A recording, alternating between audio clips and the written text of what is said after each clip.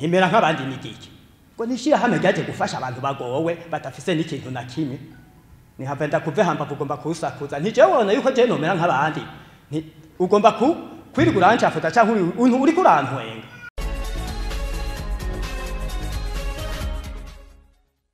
Umugambi Merankabandi ngo uramaze gukora ibitari bike mu gushigikira ntahonikora mu kurwiza ubutunzi n'akazi mu gihugu cose. Vyashikirijwe na Michel Nyabenda, umuhuzabikorwa mu mugambi Merankabandi kuri uyu wa 27 Ruheshi umwaka wa 2025 ku mugwa mukuru wa politike Igitega mu nama yahuje abamenyeshamakuru hamwe n'abasanzwe bafashwa umugambi Merankabandi mu gihe yariko ashikiriza aho ibikorwa vy'uwo mugambi bigeze. Umugambi Merankabandi nkuko abantu benshi basanzwe bawuzi kuko umaze imyaka itari mike utanguye mu gihugu cacu. Ni umugambi w'igihugu cy'u Burundi ufashwe mu mugongo ni banki y'isi yose, ukaba ujejwe kuzamura imiryango mu gihugu ifise ubukene n'iyindi mbere ihura n'impanuka zitandukanye. Uwo mugambi rero waragize igikorwa ca mbere cibanze mu mwaka wa 2017 urarangira mu 2022 kandi urangira biboneka neza yuko washikanye abantu ahantu heza bavuye mu bukene bwa cyane bakaduza utahe wabo bakaduza ingene bamerewe neza kandi bakaduza n'ubutunzi bwabo. Niho leta y'u Burundi rero yaciye isubira gufata ingingo yo gukwiza uwo mugambi wose mu gihugu cose ushigikiwe mbere ni banki y'isi yose nyene. Hanyuma rero uwo mugambi mushasha turi mu ntambuko ya kabiri umugambi Merankabandi ni uwo mugambi nyene wabandanije mugabo ugakwira igihugu cose kiretse aho uwo mugambi wari waranguriwe ubwa mbere tukongera ko n'iyindi migwi y'abantu bakeneye gufashwa baba aba impunzi n'ababa hafi y'impunzi hakaba kandi n'abandi bagenda barahura n'impanuka zifatiye ku bidukikije bigenda birahindagurika bikazana ivyago haba n'izindi ngorane ziba izerekeye ugufungura neza kubera izo nyene mpinduka izo mpindagurika zibihe igafasha imiryango itari mike imiryango ibihumbi 250 arimwo imice myinshi. Umuce wa mbere ni munini cyane nuwo muce nico gice c'imiryango ikenye gusumba iyindi aho iri hose ku mitumba yose no mu makartie yose imiryango ibihumbi 150 yose.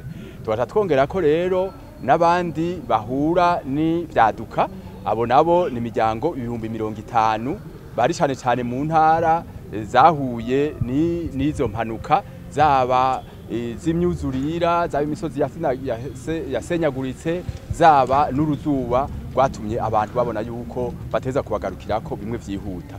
Abo n'ibihumbi 50 vyose vyongera ko n'ibihumbi 50 bindi vyerekeye gukinga kugira ngo inzara ntishike mu miryango iza ifise izo ngorane. Hakaba rero n'abandi bari mu makambi 5 y'impunzi ibihumbi 8 n'ibihumbi 12 biri mu makomine no mu mitumba irimwo ayo makambi kuko turabona yuko nabo nyene bakeneye gushigirwa gusumba kugira ngo ntibagire ingaruka mbi. Ibikorwa nyamukuru tugezeko ni ibikorwa byo gushikana uwo mugambi mu gihugu cose. Nico cambere twarashikanye uwo mugambi mu gihugu cose nkuko ari hangiro nyamukuru ry'umugambi turashikana uwo mugambi mu gihugu cose. Nukuvuga iki gushikana uwo mugambi ni gushikana ivyo bikorwa biranga umugambi Merankabandi. Ibikorwa vya mbere ni ibikorwa vy'imfashanyo y'amafaranga.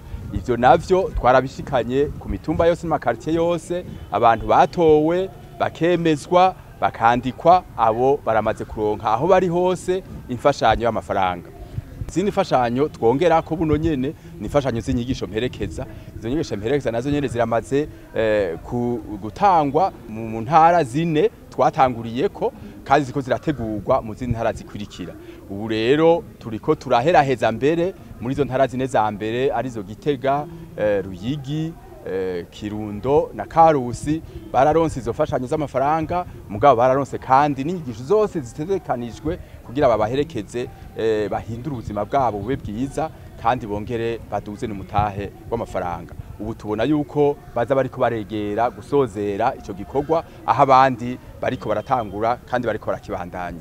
Ivyo bikorwa rero byo guherekeza abaronka imfashanyo y'amafaranga navyo nyene vyarabandanije mu ntara twumvise zine za mbere kandi biriko biratangwa no mu zindi ntara 14 zikwirikira aho ari mu mugambi Merankabandi bamaze kuronka nk'incuro ndwi canke zitandatu abamaze kuronka incuro nkeyi ni incuro zibiri nabo nyine urumva ko binjiye rero muri vya bikorwa vyo kuronka imfashanyo bagaca baronka n'inyigisho mperekeza n'ibindi bikorwa vyinshi bizanye ugutunganya umugambi nyene ari ugutunganya umugambi ari gushigikira gisata cyo gutunganya neza imfashanyo z'abene igihugu arico gisata twita gukinga no gutekanya kazoza ku bene igihugu ari ugufasha yuko abakenye mbere gusumvya abandi abava kure cyane nk'imiryango y'abatwa tubongereza ko n'ibindi bikorwa ari ugutunganya ingene umugambi uguma witwararika ko atanakintu cononekara ari mu mibano canke mu bidukikije ivyo ni bikorwa vyinshi tuguma tubandanya kurangura kandi tubirangura igihe cyose abinjiye mu mugambi Merankabandi ngo uwo mugambi uza guhera bamaze kwisununura mu vy'ubutunzi ivyerekana ko uwo mugambi washitse kwihangiro turahimbawe cyane kubona yuko umugambi Merankabandi ari umugambi ushika kwihangiro wihaye nukuvuga yuko abinjiye mu mugambi Merankabandi batawuheza batawurangiza batameze nk'abandi by'ukuri kumera nk'abandi naho ni kwakumererwa neza mu buzima bwabo ni kwakuduza n'ubutunzi mu miryango yabo naho haranguwe ibitari bike intambamyi ntizibuze usanga rero hari ahantu dutora abantu bakeyi baja mu mugambi abandi bagasigara bavuga ati natwe twabona yuko twari tugishigikiwe ariko naho biruko tuguma tubibutsa yuko imigambi y'igihugu ari myinshi bararonka abandi babashigikira mbere niyo habonetse akaryo mu mugambi Merankabandi nkuko vyabaye mu ntango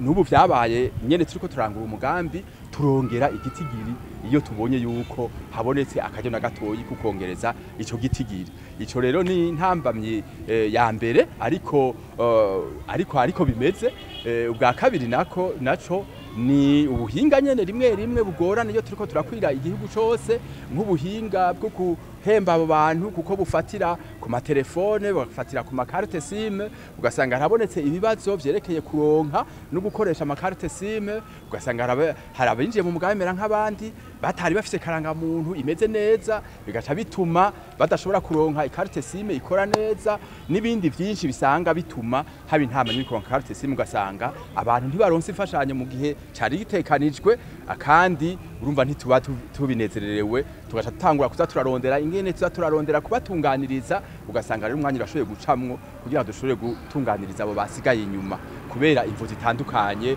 zimwe zibavuyeko n'izindi ziva ku buhinga nyene dusanzwe dufise ico rero naco nyene turiko tuguma tugikora igihe cyose turi mu mugambi icyagatatu twovuga n'ubushobozi nyene bw'iyo mfashanyo y'amafaranga murabona yuko umugambi watanguye mu 2022 murabona yuko ubushobozi butaguma buri bwa bundi iyo mfashanyo rero y'amafaranga 36 ku kwezi bakabironka mu kiramezi abiri baronka 72 ubushobozi ntibukiri bwa bundi ivyo bashobora guca bagura bakironka kera ntibagishobora kubigura ubunyene udusanga kare nkuko twabibonye kare mbere baronka ibihumbi 200 ku kwezi ukabona arashoboye gukuramo inkoko barakuyemwo impene barakuyemwo ikibuguru c'ingurube hakiri kare ariko ubu kugira ngo ivyo babishobore usanga bashoboye kuronka nk'imfashanyo nka gatatu kugira bashobore kubishikako mucamwo butegera rero yuko gushika kwihangiro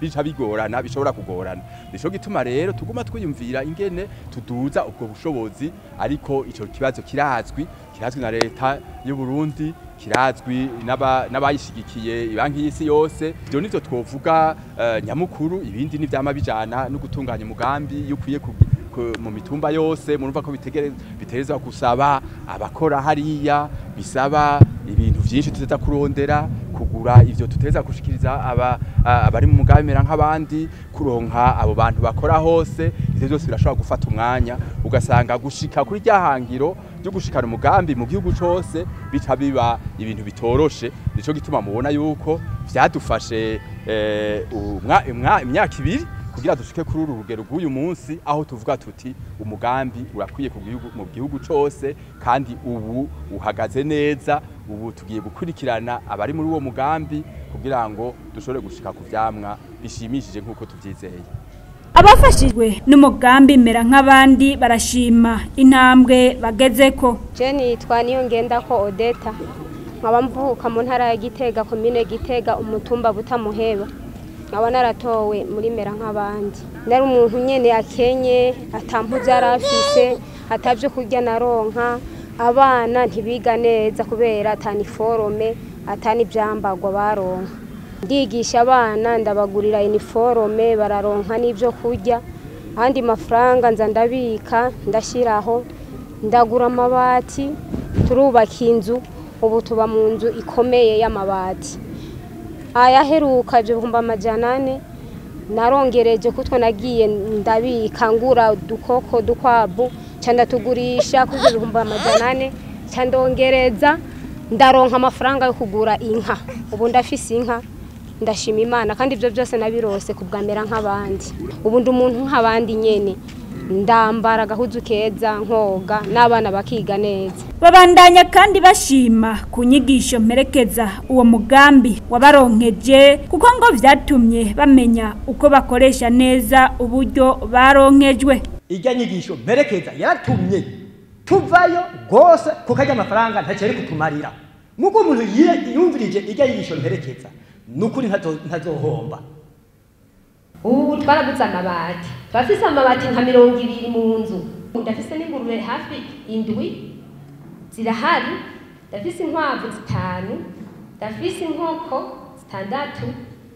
Emwe ivyo byose byo gushindamira nk'abandi. Twararimye, ubu abana barafungura neza, mu gitondo barawumuye, ntabwo barabanywa. Ariko ubu n'abana beza cyane. Aho babaye baragira isuku, batwigishije isuku n'isukura. Ibyo byose twabikuye mu nyigisho mperekeza. Inyigisho mperekeza twarahuye ibintu byinshi. Je ntaja mu nyigisho mperekeza, sinari nzi ko karime k'igikoni kabaho. Sinari nzi yuko vyenda nkarabibaho. Ariko ibyo byose agaserama sinzi ko kabaho. Baratwigisha ko tucibabwira inyabareka. Ivyo byose napfa ntayo umwaka. Mugavye byose ubu nacenda bikora. Ubu birahari. Hanyuma nkashimira Merankabandi. Ikindi kintu nuko noshima kuko sinenze kuja mu mashira hamwe. Ubu ndaja mu ishira hamwe karonka amahera nziganya, tukaziganya twonga tukaguranana. Nkashima nuko twaciye tugira na koperative. Abahurikiye mu mugambi Merankabandi bakaba basaba leta ko uwo mugambi woshikira n'iyindi miryango ifise amikoro make.